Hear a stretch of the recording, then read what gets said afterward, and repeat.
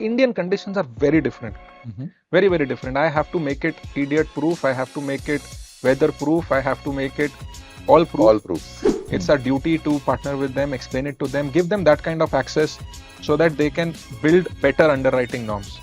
Policy clarity right now, whether it's FAME 3, whether it's battery swapping policy, whether it's standardization, lack of a clear narrative from the government.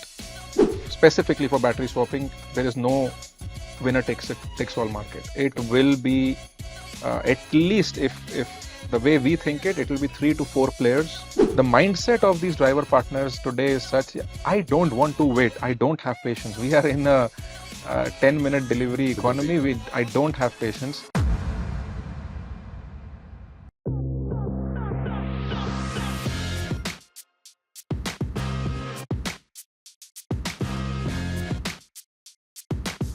Good day, everyone. This is Maxson Lewis, your host on Max on Mobility. And today with me, I have an interesting guest, my friend and partner in the EV space, Tanvir Singh. Now, interesting about Tanvir Singh is he's a second-time entrepreneur, as I would put it. Someone who has been part of the EV journey or even before that in the solar journey. And someone who believes that a happy team makes for a successful company. So this is going to be a very interesting conversation about Tanvir, what he's been doing in this space. So over to you, Tanvir. Tanvir, first of all, welcome to Maxson Mobility. Thank you, Maxon. It's a great pleasure. It's a great pleasure to be here. It's an exciting setup you have. So excited. So let's start off. First thing first, people want to know about you as an individual. And I hear you are a computer engineer, then who became a mechanical engineer and also learned electrical engineering. So tell us about your professional journey, Tanvir. No, it's true. It's true. I am a computer engineer. I did my graduation almost undergrad, actually, almost a decade and a half back. Okay. But there was always this bug to do something on my own. So I literally, so I did join a company and I was doing coding for a year. I literally ran away from it. Okay. And there was always a bug to do something on my own. And that's how my first startup came about. Okay. It was 2011, 2012 when I started Solar Cube, which was into manufacturing of solar power racking systems, the steel and aluminum parts which you put on solar power plants. So that was an interesting 2011. 2011. Okay. So that's how I became a mechanical engineer. Okay. I did everything, like first company, you have no idea what to do, and industry was also very new. And I did everything by my hand, like design verification, standing in the factory, galvanizing, procurement, logistics, quality checks. That's how I became a mechanical And engineer. that had nothing to do with computer engineering. Nothing. I could actually, I could check a STAD design that time, and I could get into all those CFD analysis and everything. So that's how the mechanical engineering bit came about. Okay. So interesting you mistook. But then when EV and battery storage happened, which was a few years down the line, there's no other choice. You have to get into all the things, right? So that's the electrochemical learning of it, right? What's the chemistry? How does it work? Anode, cathode, like getting deep into it. I think that's the journey of an entrepreneur. You have to know it, right? Okay. Otherwise, there's no way you can make it. Got it. So Solar Cube was your first enterprise. Yes. Then you got into next was? So Solar Cube got acquired by a company called Amplus Solar. Okay. So Amplus Solar was a developer, and when I came on board, the whole idea was that they were already doing project development, but the piece of Solar Cube they wanted to build a complete company which was doing EPC as well as development. So that's the value add that Solar Cube did. Okay. And it was a very small team in the beginning. We were 5-6 people in the beginning, and that's how the deal happened. And then we went on to raise 150 million from I Squared Capital as Amplus. 2019, the entire company was sold to Petronas Malaysia, And I remember 2019 is when we were on a panel together talking about solar, right? Yes. Yes. So Now, 2019 that happened, and Petronas just took over the entire company, and that was an exciting time. okay. But while at Amplus is where we found the opportunity that okay, there is something to be done in EVs. It's going to be the future. So Okay. I started. So what you know now as Gentari Logistics or Amplus Logistics was actually started by me in 2017. Okay. So now we know. Yeah, Now so everyone knows. lot of people know about it, but 2017 is what when Amplus Logistics, Yellow Logistics, or Gentari Logistics came about, Okay. and 2019 Petronas happened. So a lot of interesting things that time. And now 2019 is when I thought, okay, there is a much larger play Mhm. and there's a much larger problem statement in the electric vehicle space which needs to be solved, Okay. which is either related to logistics, but related to the end ownership of vehicles. Hmm.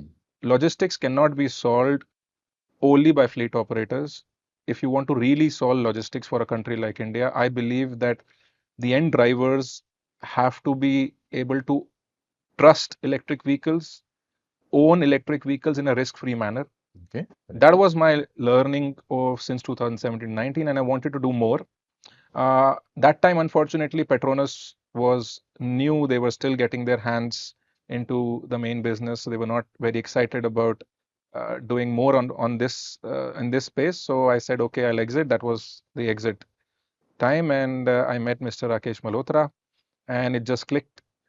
And that's how moving started. Got it. 2020 January is when we started moving. And that's just post-COVID, just about moving out of COVID, It was right? just like 2.5 months before we got the first wave and COVID started. We just like we got the initial team together, few of my friends. We had these initial contracts in place. We Uh-huh. had few drivers on the ground, and COVID happened. Now, Oh, okay. So so got it. it was very interesting that time. So that's how moving came to be started. Yeah. Okay. And so what was the original proposition you were trying to solve at moving, and where is moving now? So what were you doing and what are you doing So now? If it is the same. proposition has always been the same. Okay. Ensuring that EV ownership becomes risk free. Okay. Now, there are various ways to do it. We figured out that let's work in two directions Mhm. and see how it goes. One was subscription. So we started with vehicle subscription, and the other was battery swapping. Okay. So we started doing both vehicle subscription, which obviously for easy understanding of the industry is more logistics. So moving logistics came in where we were actually giving subscription to drivers who were eventually running the vehicles, and these subscription were rightly priced, focused on two-wheelers to Two begin with, wheelers. Okay. and they were using the battery swapping network that we Which were was a setting, parallel which was setup there. parallel, and we wanted them to experience electric vehicles. We wanted them to understand that okay, you can trust them, Mhm. and we wanted to give them the comfort. Okay, battery is not a risk. If you do end up owning a vehicle, because that's the programs we wanted to run, battery swapping and battery risk will be taken out of it, Got it. and we will give you a very robust SLA, very robust maintenance system, so that if once you become an owner, you don't have to worry about downtime and you don't have to worry about lost wages. Got it. So that's the vision we started with, and we've stuck to that vision. There have been obviously few things in every startup's life where we had to pivot, we had to change, policy changes, product issues, but broadly the vision has been same.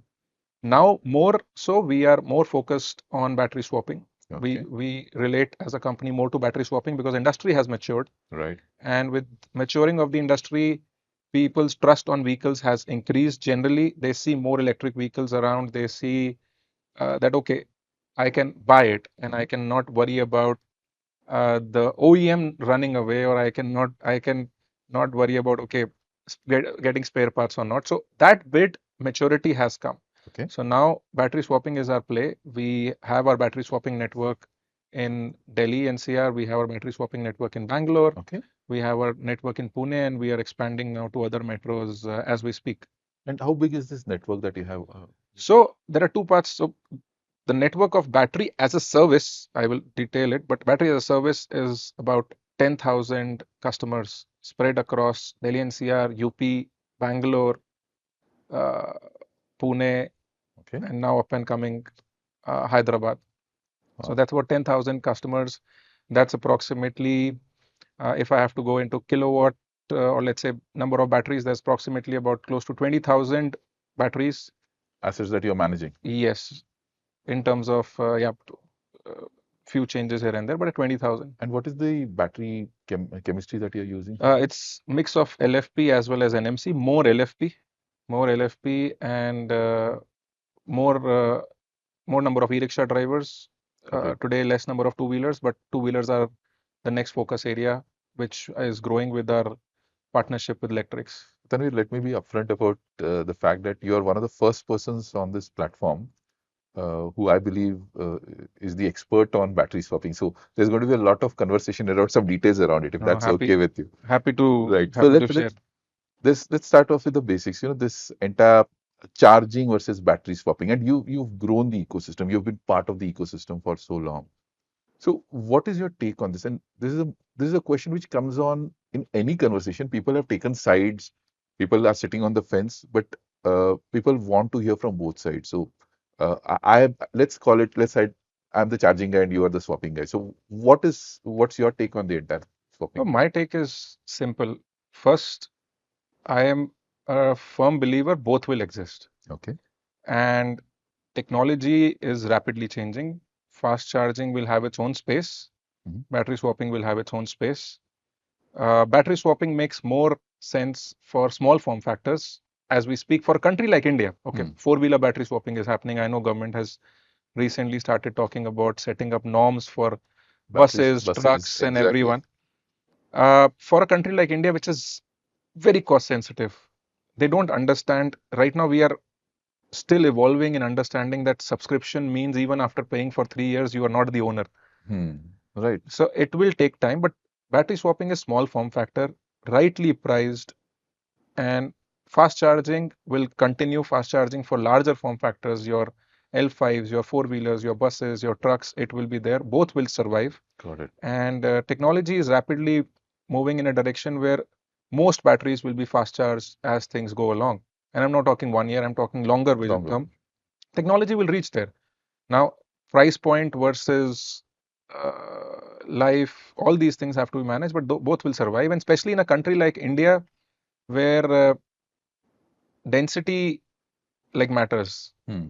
So most of the vehicles sold till 2027 or 2030 will be in metros, Right. and lesser spread across in tier 2, tier 3 towns. And in metros, if you have to put up fast charging centers everywhere, right, we're talking about a massive network and massive investment.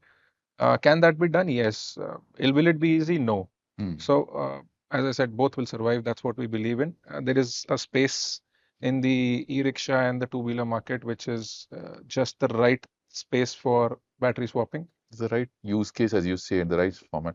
And I'm very happy you said that, because there's a lot of this is what we were talking just before we started recording, is the fact that there's a lot of misinformation, right? And there's a lot of misinformation which leads to a lot of spend and a lot of investments, both from public and private entities.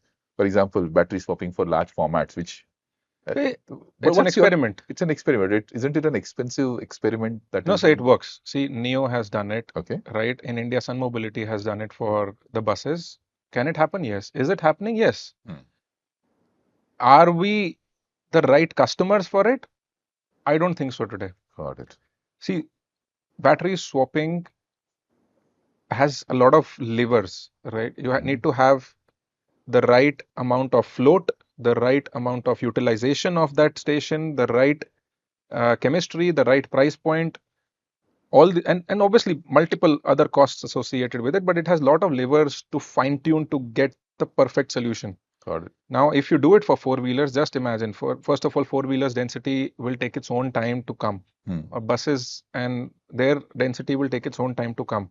The kind of robotic setup you need to put in place for battery swapping at such large format batteries itself is expensive.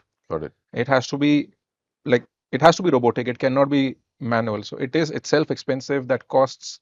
How do you amortize? Now, most of that technology will today come from abroad. Right. You can't set up a robotic machine because no one is manufacturing it here. It will come Right. from China. There are some partners in Israel, some are in Europe who are actually doing it. I think it's a good thought, but where I see it, unit economics are little iffy for a country like India, where government might support it with tenders because all the buses are supported through tenders, but still little iffy. So can I put it that technically possible, but feasibility is still for the larger format. But for small formats, it's done, and you are operating in that We space. are operating in that space. See, we are trying to operate 24/7. Right. We started battery swapping in a more manual fashion, Okay. where operating hours were restricted to the operating hours of the shop. Correct. Now it's automated stations. Theoretically, they should run 24/7. Right. Now, and we have Zomato, Swiggy operating 24/7. I recently was talking to one of our partners, and he said they have few guys who are working till 4 in the night and making about 60-70,000 a day. So Wow. the density increases or their work increases beyond 12, and that's where we are saying battery swapping is the perfect solution. So what we are saying is effectively we want to operate 24/7, and that's what we are building these stations for. No, you have a very interesting point, and that's one of the issues been with EV electric vehicles is the charging time, especially for large fleets and the downtime because of the charging. So battery swapping for the smaller formats, and also you made a very important point in passing is the fact that the problem we are trying to solve it for those people who are, I mean, who are not large fleet operators, but individuals and small ones who, for them, it just makes absolute sense. I'll tell you right now. So we are running this experiment in Bangalore. Okay. We are telling our partners and eventually their driver partners that you can do swapping, and I allow you to do charging also. What that does for me is it just helps me better and optimally use my network while I grow it. None of the drivers have any patience to do any charging. My partners tried fast charging batteries. Can they do it? Can they give them the option of 15-minute charge so that they don't have to swap? The mindset of these driver partners today is such, I don't want to wait. I don't have patience. We are in a 10-minute delivery economy. I don't have patience. If you have swapping, I will use it. If you don't have swapping, okay, I will go somewhere who has swapping. This is Bangalore. Right. This is not true for all, but this is Bangalore, and this was surprising revelation for us. Sitting in our offices, we thought, let's give them the option. It will be peace of mind, right? You give the driver an option. You charge when you want to charge. You swap when you want to swap, and you will always have juice, right? You don't have to worry about what if I don't reach the swap station. None of them are charging. None of them are charging. Not even fast charging. They are saying we want to swap. That's it. And that has been a surprising revelation over the last few months with this experiment. That's an awesome revelation. No time. Right. No one has time today. You talked about this interesting thing that your revelation about the fact that when you give a choice between charging and battery swapping, a lot of people in that specific category don't want to do charging. They do swapping, and that's what they want to do.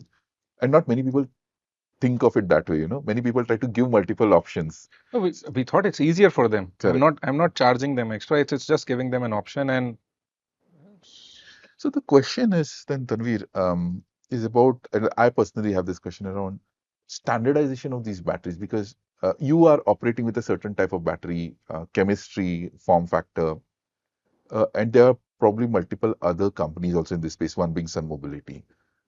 First of all, let's address the elephant in the room. What is happening on the standardization side of batteries? okay, so the government of India did come out with a directive that we need to make batteries interoperable. That's what they said. 2 years back, budget, battery swapping policy will be out, and the directive to Niti Aayog was let's make batteries interoperable, which in theory is perfect.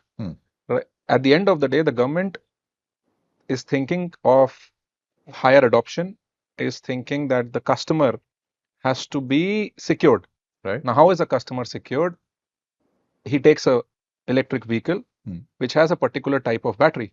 So first, battery swapping increases their chances of buying vehicles because it takes away the risk of battery. This is established. Right. Now, customer buys a vehicle from an OEM A with a battery B, and he starts using it. He starts facing problems. Or let's say it's a competitive market. He buys it at let's say 1,000 rupees a month. Now he sees that battery C is available in battery swapping at a much lesser price, Right. or is a better service product or a better network density, and he wants to move to that battery.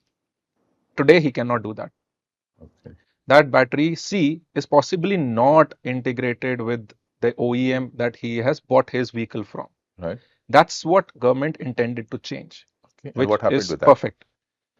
We are just not ready for it. Right. When you say To be as ready in, to be, so there are two reasons. Hmm. So as part of various industry associations, specifically, we are part of the India Battery Swapping Association, which has other battery swapping players as well. Uh, we started understanding from the government what they really want to do. The Okay. first draft that came out, unfortunately, favored a particular type of technology, particular manufacturer's technology Overall. over something which was mass. Okay. I can't fault them because that was the only technology which they saw being used interoperably internationally, possibly. But we are not ready for it because right now, as an industry, we don't know which technology is going to survive. Mhm. Whether it will be LFP, whether it will be NMC, whether it will be this connector versus that connector. Government itself is figuring out. Just imagine, after the battery swapping draft policy, we came out with AIS phase 2. Yes. If we had started work on that, AIS phase 2 would have become more difficult for us. Yes. So we are still in a phase where we are exploring and growing, whether it's the government, whether it's the industry, whether it's the technology. That's the first clear thought. We are not ready for it. Mhm. And we are saying, let the industry take its own route. We will reach a place where we will find out this is a better technology, this is a better battery, this is a better connector, this is the right size when it comes to swapping a battery, whether it's 1.5 kilowatt, whether it's 2 kilowatt, whether it's 2.5 kilowatt.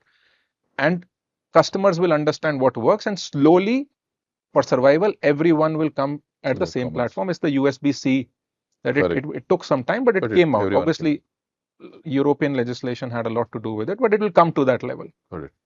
The other fear is, if you standardize something, what is my differentiation? Right.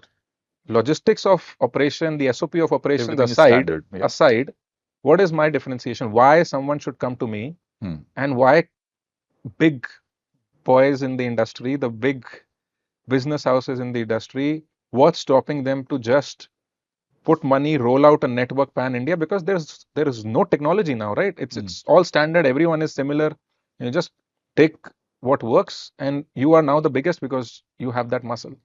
So we don't have any differentiation, and it will basically wipe out all the good work or the startups in the space, even before we've had the chance to establish Got it. ourselves and have that kind of consolidation, which is natural for any new industry. You've seen it in solar Yes. yourself. Yes. Industry will reach that consolidations. Everyone will have an opportunity to come in, but that is a natural progression.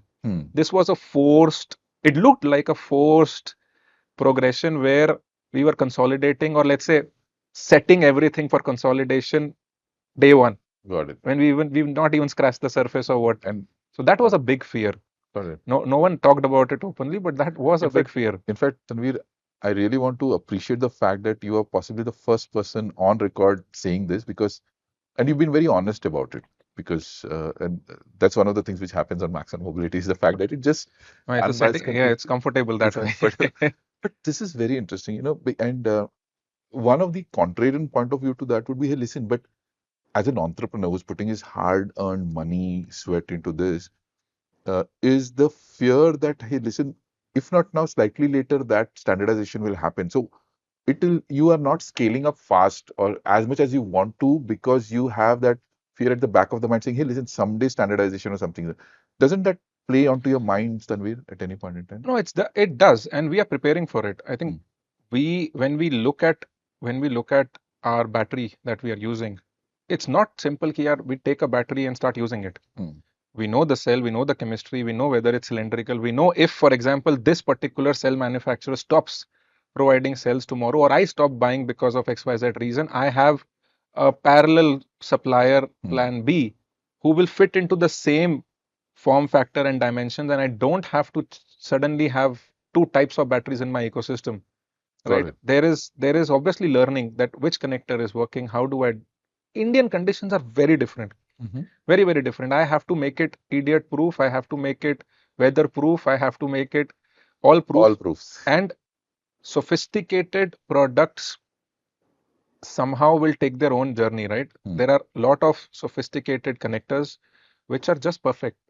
But for Indian conditions, possibly not. We tested few connectors uh, which in Europe and in China made perfect sense. When I put them on Indian roads with the kind of vibrations, there were mechanical stresses in those connectors because of the kind of dust and humidity there Right. was at the connection points. There were carbon deposits, there were issues. So India is a very different economy.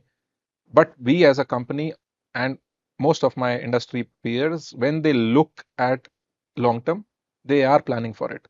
Got it. If you're not, you will be out pretty soon. But if you're doing it right, you are planning for it. You are planning parallel suppliers. You are planning for supply chain shocks.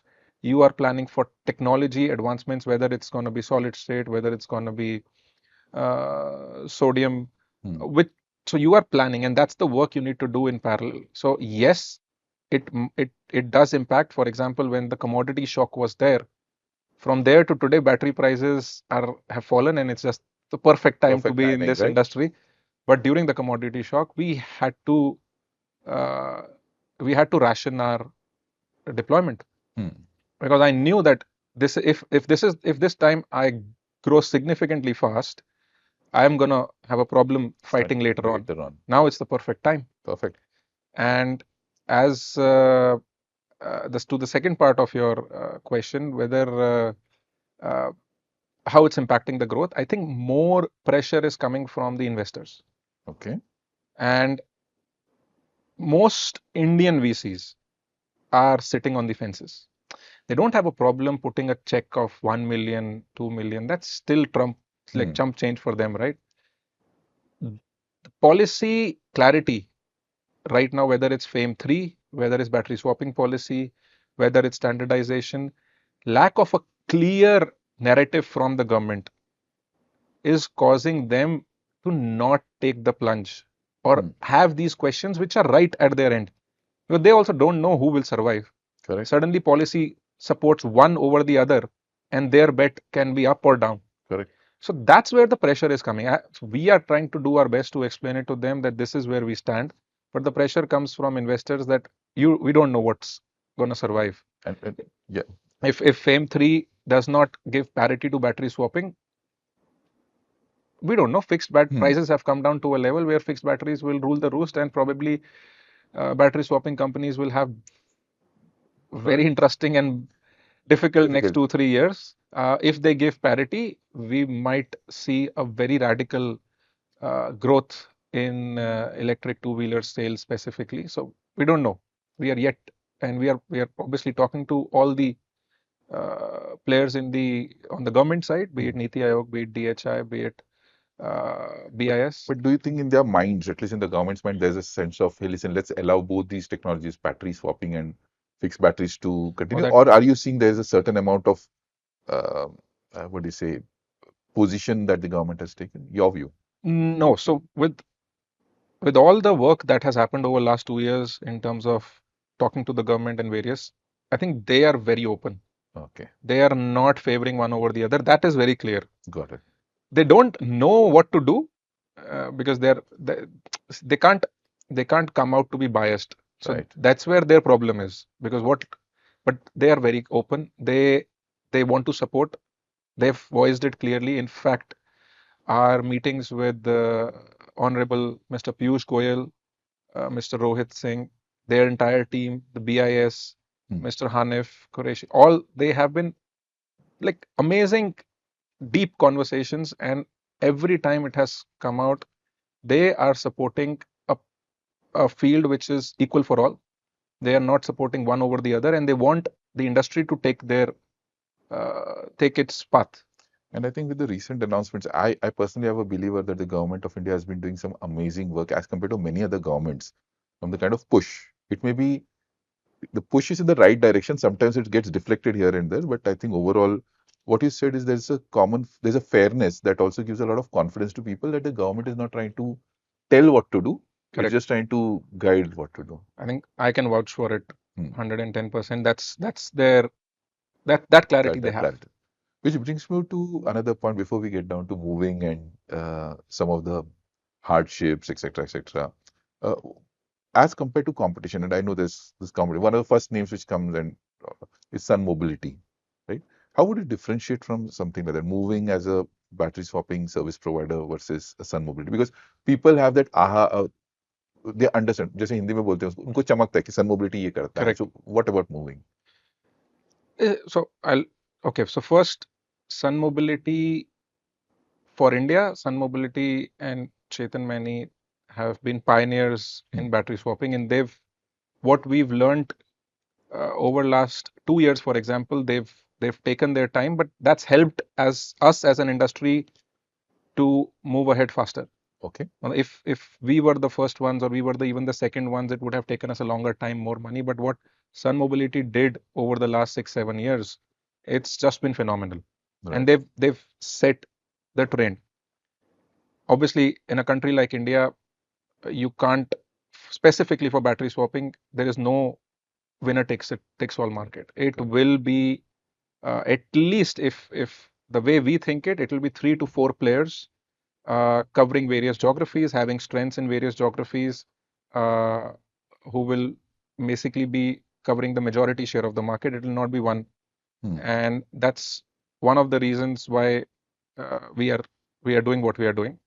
Uh, from the differentiation point of view, uh, I will say, see, as far as technology is concerned, that's where one differentiation is. Uh, the batteries they use, the batteries we use, the cost of it, the stations they make, the stations we make. We've consciously tried to. So today we have automated stations which are at a substantially lower cost of making as well as investment compared to the beautiful Sun Mobility stations that you Right. see. Uh, and that's particularly come from the learnings from the field that at a particular cost point, it works. You cannot continue doing battery swapping manually. There's a huge risk to it. There are obviously technically there are better ways to do it. That's the path Sun Mobility took, and that's the path we are also taking. But we've tried to optimize our designs from ground up. So differentiation is in the product, and I think that will speak for itself because it eventually impacts the cost to the end user. That impacts the bottom line. So that's one of the big differentiations. The other differentiation is we've been able to partner. So Sun Mobility is also addressing the same consumer market. We are also addressing the same consumer market. There are some partnerships we've been able to do. So the OEM partners, you're saying? Yeah, some partnerships we've been able to do. We've talked about them in the media as well, which we think is the right way to go.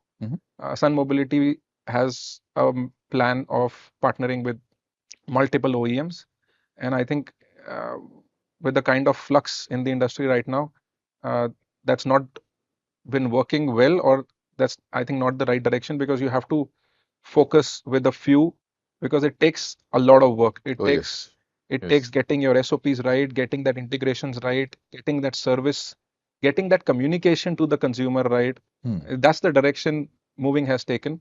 That we will partner with a few, we will work with them, we will set the SOPs and processes in a place in a way that end consumer, when he comes, he has one single point of contact, fixed SLAs, one single point of resolution.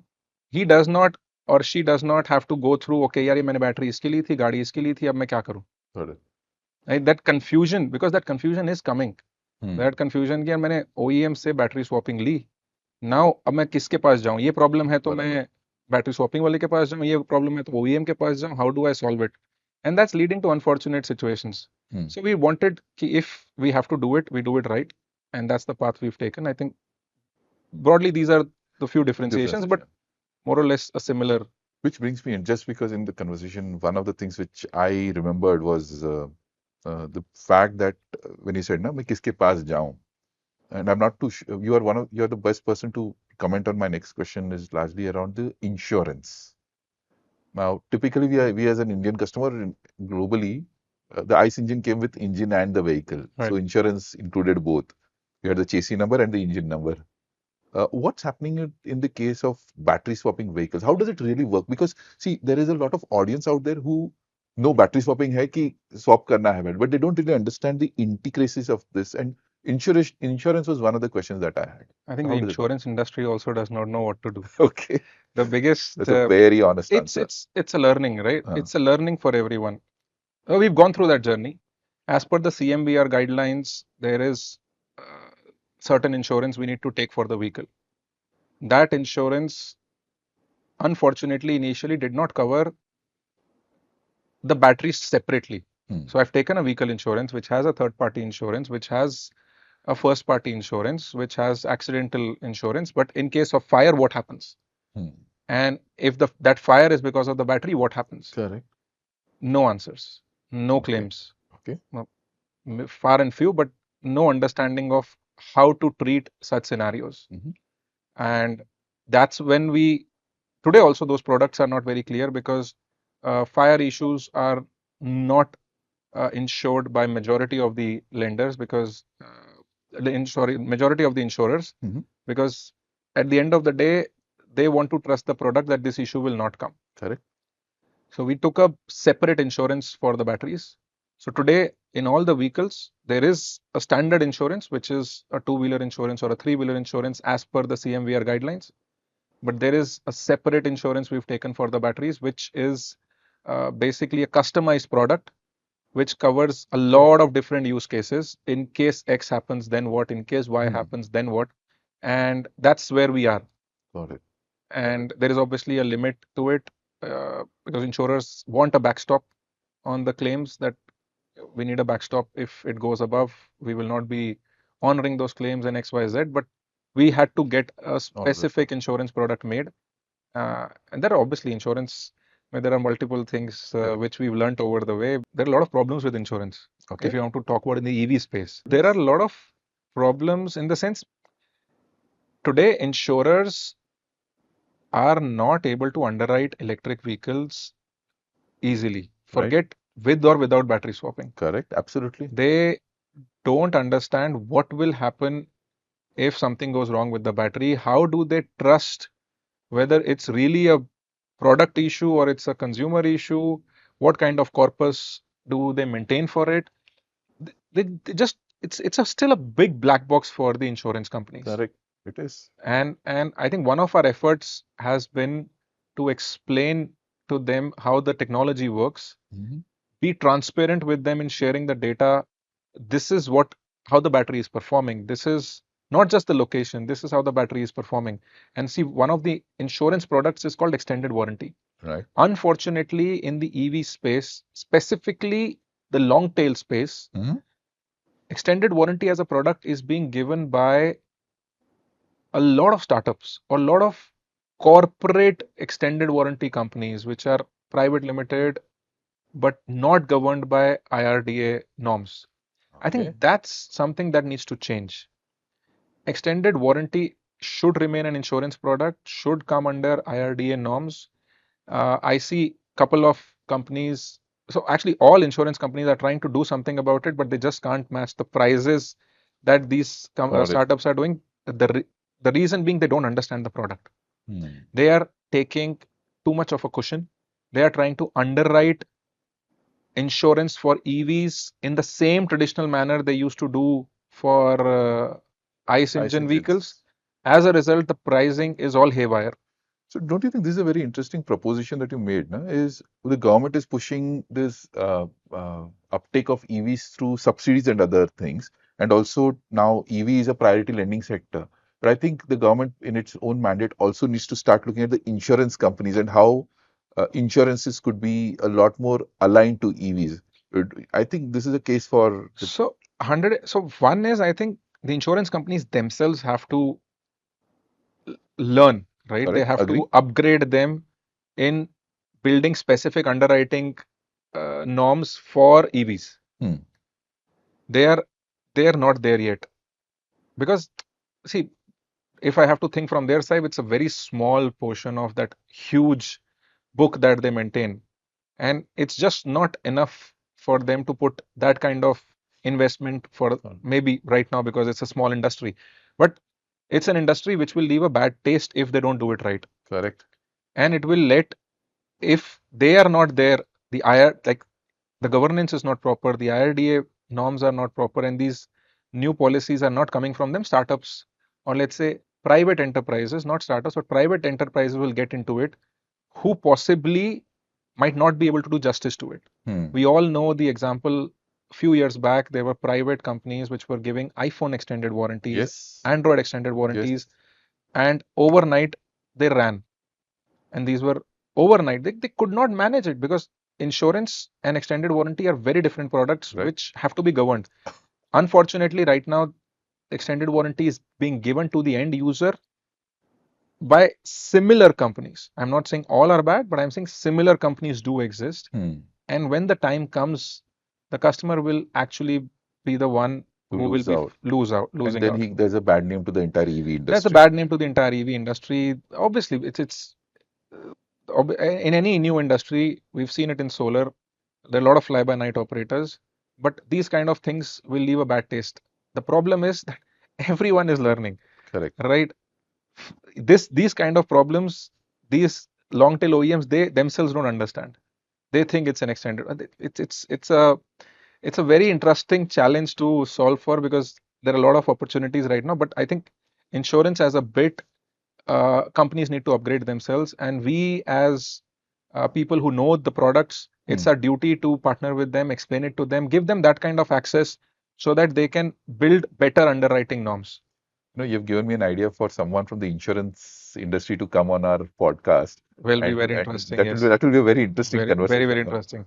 Good. I think you should have insurance as well as the financing, Finance side of it. especially from banks, Yes, yes. not your Finance, NBFCs. yeah, you're right. So I think what you talked about, because the opportunity existed and banks didn't do it, the fintech came in. Yes, Something similar. it's the same play. It's the same Banks, play. because for banks it was very small. Hmm. And NBFCs wanted a differentiation, and these fintech companies wanted a differentiation, and they found a huge white space where they can actually make a name for themselves. Absolutely. And they've been able to do this by getting into the depth of the technology. Perfect. Otherwise, the NPAs will go sky high. And this is where Tanvir, we were conversing about why I do Maxson Mobility, and the similar. Is there a association of, first of all, how many battery swapping companies do you think operate in India, and is there some kind of association they are part of, or something work happening in that space? So today there are quite a few. On top of my head, there are at least about 10. Okay. With few more coming in, and there are some big names. Okay. And the association, the India Battery Swapping Association, was pushed by the Gogoro guys, the Sun Mobility guys, the Hero guys, and today majority of the battery swapping companies are part of India Battery Swapping Association. But yeah, on top of my head, at least 10, and then there are smaller players who are doing bits and pieces in various parts of the country. Okay. Now let me start to put you on uncomfortable positions as well. Okay. Let's see. If going back in time, 3 years back in time, you're starting the same business, battery swapping. Your business is the same, everything is the same. What would you have done differently? Okay, interesting.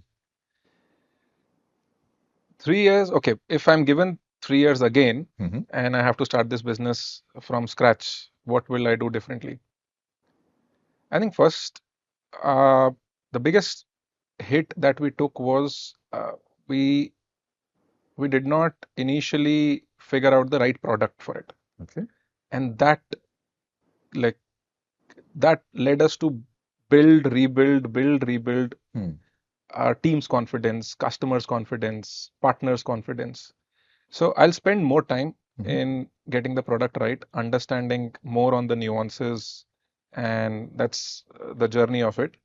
Apart from that, I think it will be faster this time. Correct. It'll be faster this time. It will be because now when I look at it, the industry is more mature, so I don't have to do second guess a lot of things. It will just be faster, more with more conviction that this is how it is. But primarily, I will spend more time on the product. Now, there are a lot of people out there who watch this channel largely to get into this space.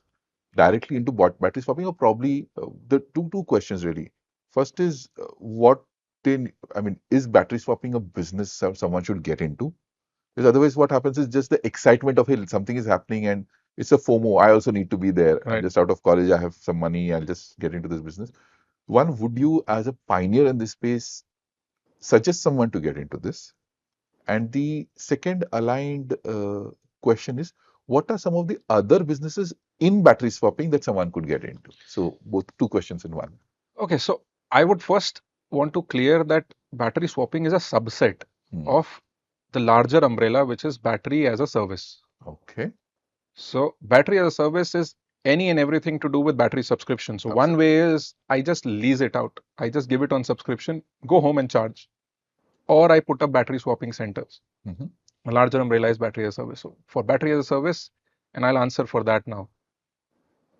It's actually a good business to be in if you have deep pockets. Okay. And you control some part of the value chain.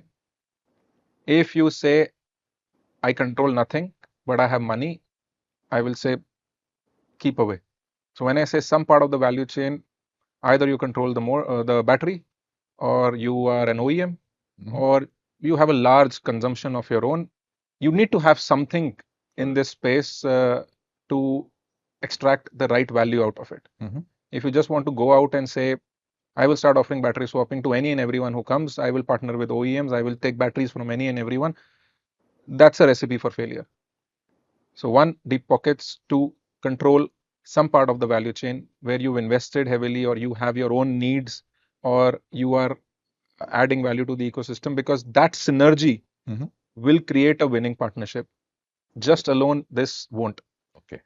And don't get stuck on battery swapping. Battery swapping has a lot of levers, which will take its own time. It's not a play where you can say, just 2 years down the line, I will suddenly become PAT positive, and I'm looking to build a PAT positive business, because it requires control on a lot of things.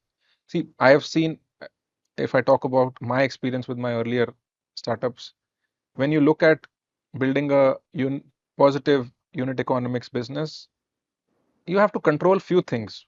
Like when you say cost head is a cost head. Yes.